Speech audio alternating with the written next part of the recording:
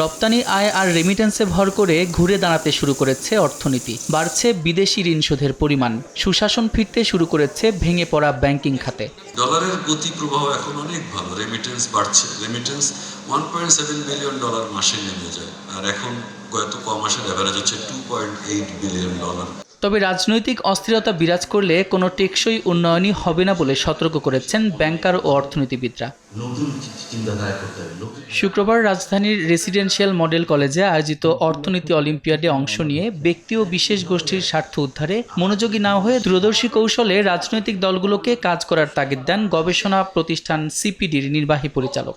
যারা অর্থ দিয়ে ক্ষমতাসীন, যারা রাজনৈতিক সাথে সংযুক্ত, তারাই কিন্তু এই অর্থনীতির নীতি নির্ধারণের ক্ষেত্রে তাদের স্বার্থটাকে প্রাধান্য দেওয়া হয়েছে, এবং যেই কারণে কিন্তু দেখছি যে আমরা একদিকে প্রবৃদ্ধি, অন্যদিকে বৈষম্য। ইফাদ রোশেক স্পার্ক মিক্সে আছে সবচেয়ে বেশি মশলার সংমিশ্রণ। ইফাদ রোশেক স্পার্ক মিক্স মশলা। এ সময় বিভিন্ন বিতর্কের জবাব দেন অর্থ উপদেষ্টা। জানান, অর্থনীতির সংস্কারে মেনে নেওয়া হয়নি আন্তর্জাতিক মুদ্রা তহবিল IMF এর চাপিয়ে দেওয়ার নীতি, তবে সংস্কার নিয়ে সরকার চাপে আছে বলেও মন্তব্য করেন তিনি।